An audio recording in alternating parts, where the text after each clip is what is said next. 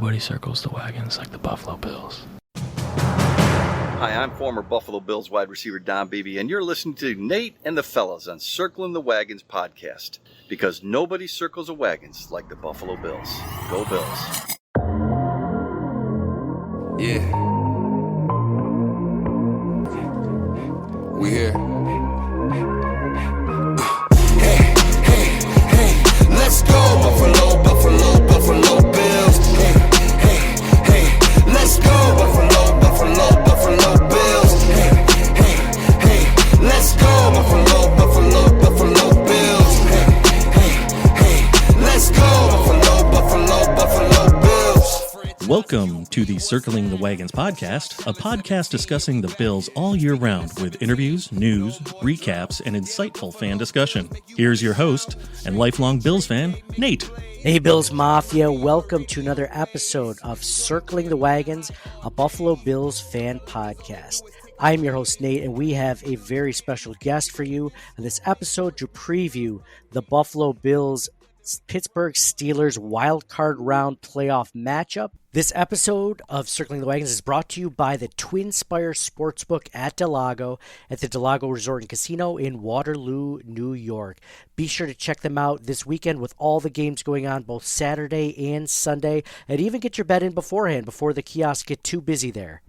And I have none other than Jarrett Bailey. He is the writer for USA Today and A to Z Sports. He's the deputy editor for Behind the Steel Curtain, the SB Nation blog. He's a host of the Pump Fake and the Believe Network podcasts. Again, I'd like to welcome Jarrett Bailey to the Circling the Wagons podcast. Jarrett, thank you so much for coming on and previewing this big matchup. Hey, man. Yeah, no, appreciate you for asking me to do so. I've got a healthy following of Bills fans, and they've been very kind to me over the past few years. Somebody tweeted at me, and they were like, "The streets are calling this game the Bailey Bowl," and that made me laugh. I'm glad to be here. That's one of the reasons I wanted to have you on. Besides the fact that you follow the Steelers closely, you do several other podcasts and do a lot of writing. Pro football writing in general, but the fact that you've had a lot to say about the Buffalo Bills and Josh Allen over social media, over Twitter. We'll get to your Twitter handle later and stuff. But when you saw this matchup coming down the line, first off, I got to ask you about the Steelers in general. I don't follow the Steelers closely. How has the Steelers season ended? And are you surprised at all that they made the playoffs, or was this the expectation all along? I mean, I don't think anybody, when they were sitting at 7-7, thought that they would make the playoffs. They had just lost 3 straight games after starting 7-4. And then they turned to Mason Rudolph, and the offense looks as good as it has since 2018, I'd probably say. They scored the most points that they have in a game since 2021. And it's the first time that they scored 30 points in consecutive games since 2020. So the offense has been bad for a while, and Rudolph came in and played really well. And in the finale against Baltimore, it was bad weather, raining, cold, and he completed 90% of his passes. They ran the ball well, and yeah, they've gotten the best quarterback play that they've had since Roethlisberger retired from Mason Rudolph, which is, it was needed, and without him, they don't get to this point. So, when they were sitting at 7-7, I don't think anybody expected it. Coming into the year, they had that stretch in the preseason where their starters scored on every drive, and everybody, myself included, was like, all right, yeah, they're taking a step forward this year. That's good. Kenny Pickett looks to be, a little bit better than he was last year. And then none of that mattered, which was very evident early on. So coming into the year, I had high expectations, but once the season got started, I think those expectations quickly dwindled. And by the middle of the year, it was just, people were saying, oh man, this might finally be the year where Mike Tomlin and the Steelers mutually part ways. And now there's murmurs about him taking a break, maybe. I don't know if that's going to happen or not, but they're 10-7. They got in. Every domino that they needed to fall fell their way, and somehow they find their way in this situation, man. So in terms of my confidence, the weather is definitely going to play in their favor, where it's going to be windy and it's going to be snowing and whatnot. So that's going to hamper what the Bills are going to do through the air. They're going to need to be able to run the ball well. Steelers ran the ball really well as of late. So, when you look at the combination of Jaylen Warren and Najee Harris in the backfield, they've become more of a gap run team, which is what Najee Harris is really good at ever since Eddie Faulkner and Mike Sullivan took over as co-offensive coordinators. So that's been nice to see, and the run game has been doing really well. And it'll just come down to, okay, if the Steelers can protect the ball and if they can establish long possessions and keep Josh Allen off the field, then they can hang. But they're also going to need takeaways. It's going to have to be like a perfect game for the Steelers in terms of protect the ball, control the clock, force multiple turnovers. They're going to need the chaotic bad Bills to show up as well in terms of, getting some help. But to say that at this time of year, I never rule anybody out. I'm not going to rule the Steelers out, but they're going to need a lot of things to fall their way. Mm-hmm. And the weather is definitely in their favor for this game. And I want to get into that in a minute. But interesting what you're talking about with Mason Rudolph. Is there any way that when Kenny Pickett comes back healthy next season, that Mason Rudolph is still the starter? Or is it Kenny Pickett's job no matter what? It depends on what the Steelers decide to do, because no one expected Rudolph to come back this year. He was a free agent. He didn't garner much interest, so he came back on a one-year deal. So, one, they're going to have to bring Rudolph back if they even want to have this conversation. But if you're the Steelers, it would be malpractice if you go into camp in 2024 with just Mason Rudolph and Kenny Pickett. I like Mason Rudolph. I don't think he's the long-term answer at quarterback. I think he's a very good backup. And in terms of Kenny Pickett, I thought that it was a wasted pick when they did it. I've been very vocal about that for now the last almost 2 years. So I don't see a reason why you go into 2024 with Kenny Pickett. Like if it was me, I'm trying to make a move for Justin Fields. I'm trying to sign Kirk Cousins and maybe draft a guy, do a somewhat of a situation that the Packers do with Aaron Rodgers and Jordan Love. I'm doing something different because at some point, this franchise can't get in its own way and keep riding this whole traditionalist style of running their organization where, oh no, we're gonna be patient. Well, you don't have a lot of patience left to use because TJ Watt's not getting any younger. Cam Hayward's not getting any younger. Minkah Fitzpatrick's not getting any younger. Like, you got to take advantage of this window, man. And right now it feels like 2 wasted seasons on Kenny Pickett and Mitch Trubisky. And I wouldn't be shocked if they did it, because that's what the Steelers do, is they get in their own way with their patience. But it would be very annoying as a Steelers fan if they just run this thing back and say, oh, Kenny Pickett's our guy. I would hope that they would be smart enough to be more proactive than that. I mean, you look at the Steelers team. I mean, they're built really well. Like I compare them to like even the Jets. The Jets didn't have a good season, obviously, but they're built in some ways very similar to the Steelers in the fact that they have a good run game. They have a really good defensive line. Like, they have playmakers. They're just a quarterback away at least that's how I view the Jets. That's why I was worried a little bit about Aaron Rodgers. Is there a quarterback away? Do you see that with the Steelers, them being just like, maybe not a Josh Allen, but like, maybe a Kirk Cousins or someone like that away from being a legit contender for owning the AFC North alongside the Ravens or over the Ravens and the Bengals, even with a healthy Joe Burrow? Yeah, I mean, like, if you look at the way Kirk Cousins is playing before he got hurt this year, he's having the best season of his career. He was leading the NFL in passing yards. I think he had a top 3 passer rating. He was leading the NFL in touchdowns at one point. He was playing his ass off. And then obviously the Achilles injury happens. But in today's game, when injuries like that happen, there's very little worry about, especially guys at quarterback, coming back and, having any sort of drop-off just because, modern medicine is what it is. So, yeah, if they were able to get a guy like Kirk, and I think it would be good for the locker room as a whole, because Kirk is an established veteran who's good at what he does, and the offense needs some sort of veteran leadership, man, because they are a young offense. And I think that would serve well for the locker room. I think it would be good to have a vocal leader at quarterback who has been there, done that, in terms of, he's gotten a team to the playoffs. He's played really well over the past decade. And so that's why I'm pretty on board with Kirk, is that he's still playing good football. And I think that if you played it right and you wanted to draft a guy in like the 2nd or 3rd round, like if they wanted to take a Michael Pratt out of Tulane, if they wanted to take a Cam Ward to kind of just groom, wait in the wings, and when the time comes, see if they're capable of being a starter in the NFL, then cool. But that would be my move. Because you look at the offense, like George Pickens is really good. Diontae Johnson is a nice receiver as well. They got a good pair of running backs. They need to get better at center and at tackle. But these are moves that can be made via the draft or free agency to get better. So I don't think that they're too many moves away from being really good. It's just the moves that they have to make are pretty substantial ones, especially at the quarterback position. So it's moves that they have to acknowledge they need to make, which like I said, I'm horrified that they're not going to, because I know how this team works.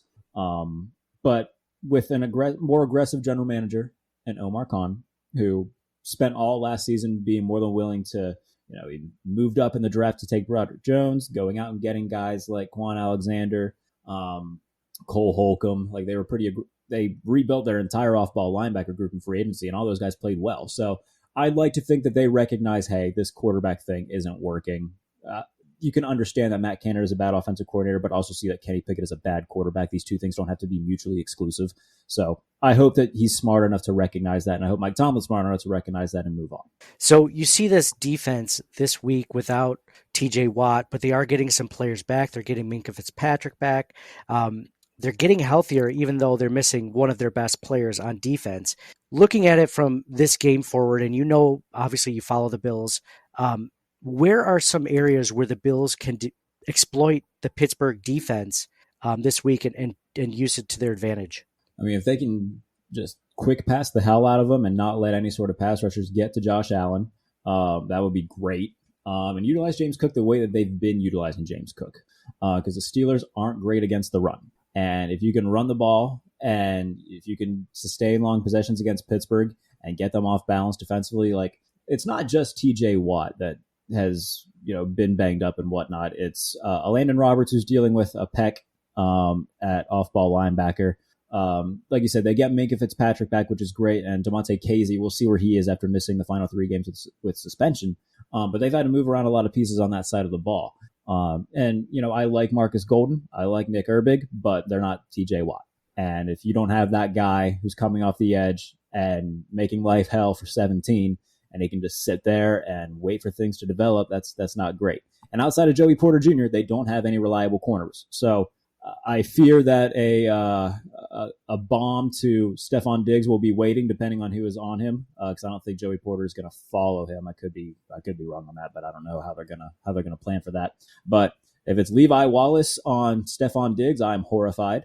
Khalil Shakir might have another big game like he did against Miami, where he has north of 100 yards. Dalton Kincaid in the slot, if they move him around like I expect them to. They're going to need guys like Shannon Sullivan, the nickel corner, to play well. It's going to have to be all hands on deck. And like I said, if they play less than a perfect game, I don't like their chances. So in terms of what Buffalo can do, just get the ball into the hands of your receivers and understand what you're going against. Like, you don't have arguably the best edge rusher in football to deal with. Use that to your advantage. Run the ball a little bit more, set up some play action stuff, allow Josh to kind of stand in the pocket a little bit longer, let these plays develop. And if he can do that, I promise you, these Bills receivers will get open and there will be big plays that can be had, especially Stephon Diggs, who seemed to finally get a little bit of his mojo back after, a rough previous month. So if Josh Allen has time, then it's wraps. That's basically what it is. And I think he's going to have time because, like I said, I like Marcus Golden and I like Nick Herbig and I like Alex Highsmith, but 90 is what makes this defense go. And I cannot see them winning this game without it. Now, I know it's been a couple of years, but the Bills played the Steelers last year in the regular season in 2022, and they won 38-3. Now, you had a rookie, Kenny Pickett. I mean, TJ Watt was out that game too. I mean, what is the big difference between this team and that team? Because I think a lot of the players are back from that squad. Was it just they caught him at the Bills got lucky? I know they were favored by, I believe, even 2 touchdowns that game too. It was a big game. I mean, is it just the Steelers are really, because they're on that 3-game win streak? I mean, is it the weather? Why do you see that game definitely not going to the 38-3 sort of blowout? Well, a few reasons. One, the weather is going to prevent that. I just cannot see anybody being too explosive consistently if the wind and the weather is just as bad as it's expected to be. But 2, I think having Mason Rudolph at quarterback is just going to make things different because he's just overall a better quarterback than Kenny Pickett is. By the way, that game, fun fact, Kenny Pickett's only career 300-yard passing game came in his starting debut against the Bills. And Pittsburgh is a little bit better up front, so they're going to be able to run the ball a little bit more defensively. So it's weird to say defensively, like especially at off-ball linebacker, that they're better because they are. But like I said, Atlanta Roberts is banged up. They brought back Miles Jack out of retirement because the rest of their off-ball linebackers got hurt, so they had to go to the well and call up Miles Jack, who, by the way, has played extremely well since they did that. And they brought in guys like Eric Rowe at safety, who they also got off the street because their top 5 safeties were either hurt or suspended. So they've been dealt a pretty crappy hand on that side of the ball this year. But even then, the guys that they brought in have stepped up a lot. I like Keanu Benton at defensive line next to Cam Hayward. He's had a really nice year. Cam Hayward himself is still solid. He's not, the all-pro Cam Hayward that we know, but he's still Cam Hayward. Alex Highsmith has had a really good year in terms of developing pressure. His raw numbers don't look as good as they did in 2022, but still had a really nice year, and I think an overall better year than he did in 2022. So they're better defensively. They're better at quarterback. The weather is going to play a factor into this thing. I don't expect them to win. I expect it to be a low-scoring game where Buffalo wins something of the score of 20-10, somewhere in that vicinity. And I think the spread is actually 10.5. So do with that information what you will, bettors. So I don't think it'll be a blowout, but I don't think that the result is ever going to be in doubt. Oh, okay. Interesting, because this is the way I see that the Bills will win. And by the way, I don't know if I like the 10 points that the Bills are getting. I feel like that's a little bit high. That's a lot for a weather game. For a weather game, I know the over-under is only, at this point, I think it's only 36. So that does reflect it. That does reflect, kind of what you were saying and kind of what my thoughts are. I don't like betting over-unders anyway because it's so fluky. It's so fluky. Mm-hmm. You could blow out someone, 27-0, but the over-under is still under. So, but this is what I see. And let me know what you think. The Bills win if they don't turn the ball over like crazy, if they're able to get ahead by 2 scores just to the point where Mason Rudolph has to throw the ball more consistently. If they're not able to, if they keep it within 1 score, and it's just, I could see it being within a turnover of making the difference. So if the Bills commit too many turnovers, like they have all, even winning 5 games straight, they have not been able to shake the turnovers. And obviously the differential of turnovers makes a difference. If the Bills have 3 and the Steelers have 0, it's different than if they both have 3. So I think that the turnover differential favors the Steelers, and the Bills cannot get up by enough points to make Mason Rudolph throw. I think this could be a really close game, especially like you mentioned, the weather conditions. It's supposed to be snowing. Not crazy. I think at most they might get 6 inches, maybe at this point, the time we're recording this on Thursday night. So maybe 6 inches. But the winds are supposed to be between 20 and 30 miles an hour. So that's going to affect the Bills' pass game. It's going to be interesting. The Bills really, what's interesting, I was looking up some stats on the Steelers, and the Steelers are a good run team for sure, especially the last 3 games, like you mentioned. The Bills aren't a terrible run team either, all things considered. And a lot of that has to do with Josh Allen, but James Cook has really come on these last couple of months since we changed our offensive coordinator too. Mm-hmm. So let me know what you think about that. Do you think that I kind of set it up a scenario like I see the Bills winning, but I don't see them winning by much. And if the tables are turned just slightly in the turnover differential, and also, if the Steelers can keep in it with the run game, I see the Steelers having a chance at this. Yeah, in terms of the run game stuff, so both teams have been running the ball pretty well, but both teams also aren't great at stopping the run. So I think the Bills finished the year 24th in EPA against the run. I'd have to go and look and see what the Steelers were, but neither of them were great at stopping the run. And yeah, in terms of the turnovers, it was evident, when Kenny Pickett was in the lineup or Mitch Trubisky, that if you got a turnover, that's cool. Steelers often didn't do much with them. That said, they had 3 takeaways against I think it was 3 takeaways against the Bengals, and they got points on, I want to say, if not all of them, 2 of them that were pretty that went into the reason as why they won by so much. So Mason Rudolph has shown that, like I said, the offense is in better hands when he is in there, because right now he's just a better quarterback. He's more aggressive, but cautiously aggressive. He's not going to throw stupid passes. He has a much better pocket presence than any of the other 2 do. So this change, if it would have came sooner, I think the Steelers would be in a much better spot and probably not at the 7 seed. But yeah, the Steelers need to protect the ball first and foremost, and they've done actually a really good job of doing that this year. And we know that Buffalo's have their struggles with doing that. I think it also depends on where the turnovers take place. If if the Bills are in Steelers territory and, it's an interception thrown at like the 30, I'm not too worried about that if I'm the Bills. I mean, if you're at the 1 yard line and you fumble, yeah, that's a giant bummer, but I don't see the Steelers going 99 yards. So I think it's just time and place when it happens. Now, if you're in your own territory and you set the Steelers up for at least 3 points, yeah, that's not great. So I think the turnover battle comes with the caveat on, okay, but where did it take place? So, like I said, I'm not counting anybody out, especially when it comes to the playoffs and whatnot. But it's going to take every domino to fall in the Steelers' way. Mm-hmm.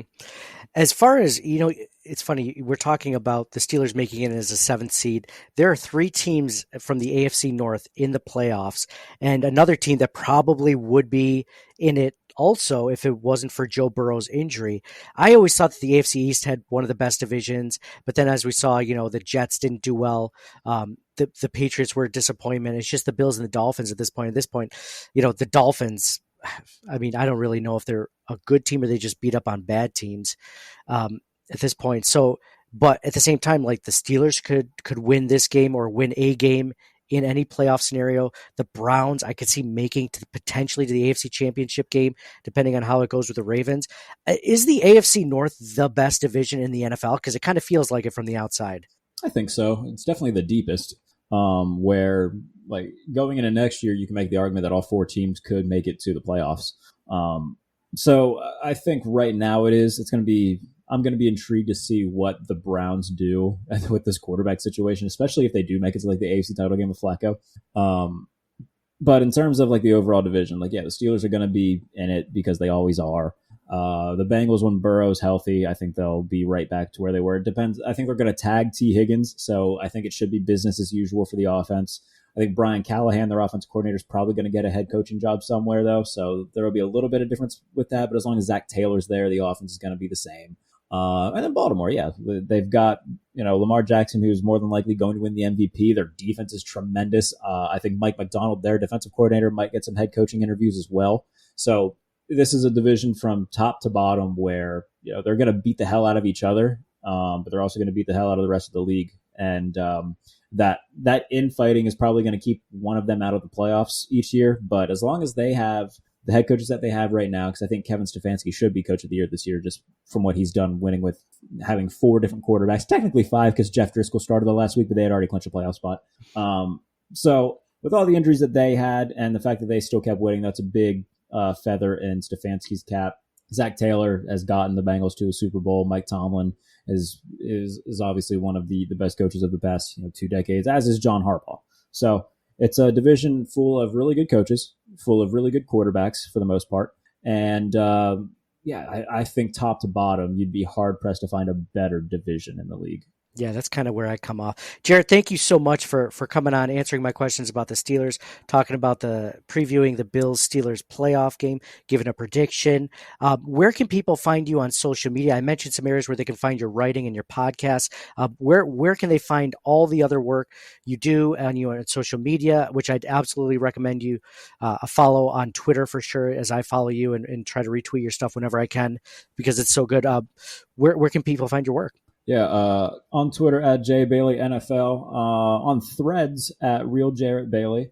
I post all my stuff there. I talk about pro wrestling there whenever I decide to. I'll tweet out some memes. It's just, it's not only football. It's a bunch of different stuff. So at JBaileyNFL on Twitter, Real Jarrett Bailey on Threads. So here's a question for you because my son's 8 years old. And I want to get him into pro wrestling, but I don't want to do it too young because I don't know when he's ready for it. So like when I watched it in the 90s, I was probably watching it at 8 years old for sure. My parents didn't care what I watched, but I'm kind of trying to buck that trend a little bit to when would you recommend is a good time for a kid to watch pro wrestling, or when is he old enough to be mature enough to be okay with it? I think right now is probably pretty good. Especially because there's such a variety. So it depends on, who you want him to watch, because like guys like John Moxley who are going to go out and have Texas death matches and rip people open and bleed everywhere. Like if you don't want him to see that, I understand that.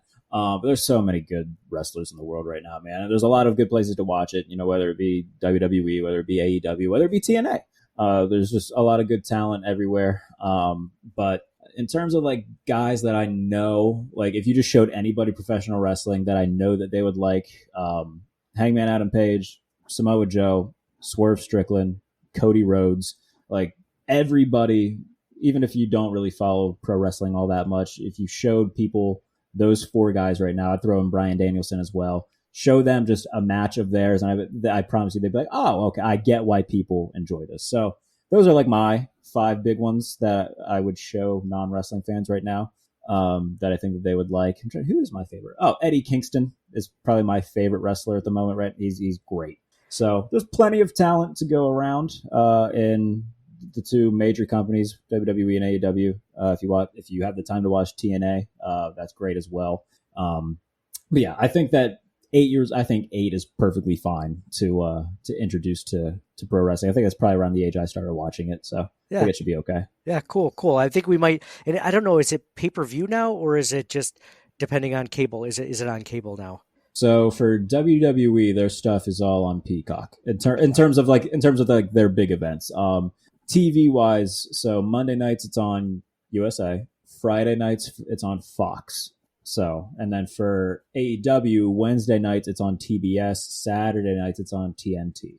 Oh, cool. Well, we have Peacock, so I can definitely get them started right away. I think you can watch like a lot of old matches too. Yeah, they have Peacock has the entire WWE library, so you can go back and watch whenever and whatever you want. I can catch up on all the stuff I missed out from whatever age I stopped watching it till now. So there you go. Yeah, you'll get caught up on everything.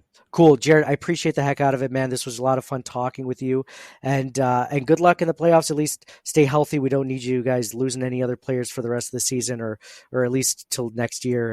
And obviously that's the worst outcome. So good luck, and thanks for doing this, man. Yeah, man, no problem. Appreciate you for asking. Just a reminder that this episode of Circling the Wagons is brought to you by the Twin Spire Sportsbook at Del Lago at the Del Lago Resort and Casino in Waterloo, New York. Be sure to check them out this weekend and throughout the week as the playoff games are underway. I know I'm going to be making some bets myself, checking out the cool food and cool atmosphere there at the Twin Spire Sportsbook. And be sure to check us out on our recap episode, which will be airing early Monday morning.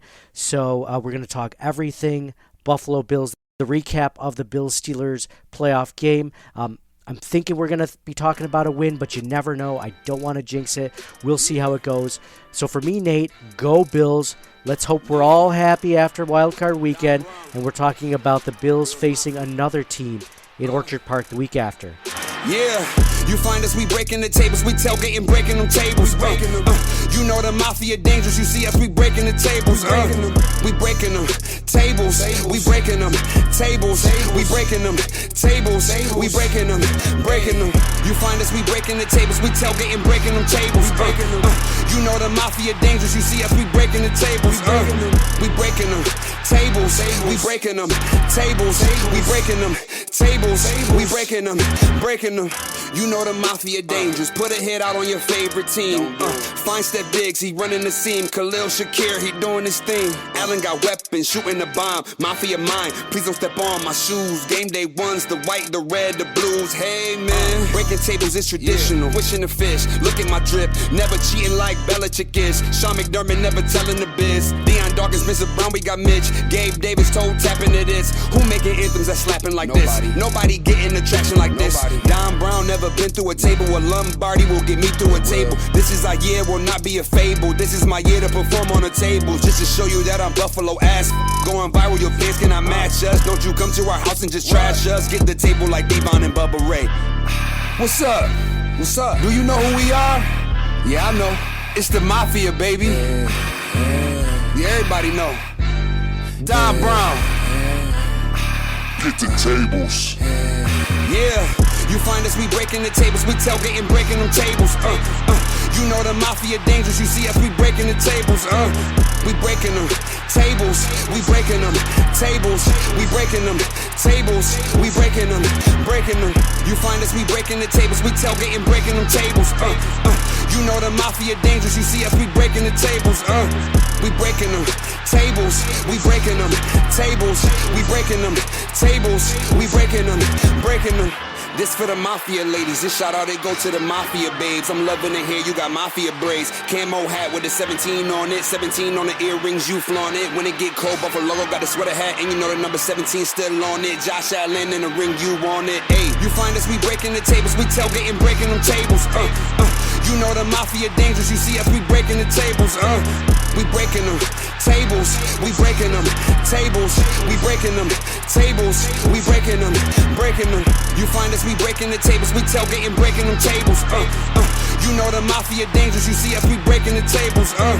We breaking them tables. We breaking them tables. We breaking them tables. We breaking them, breaking them.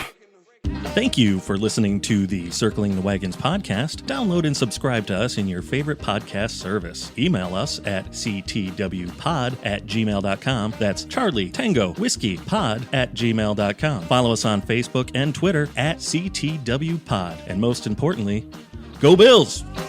Nobody circles the wagons like the Buffalo Bills. Nobody circles the wagons like the Buffalo Bills, Nate.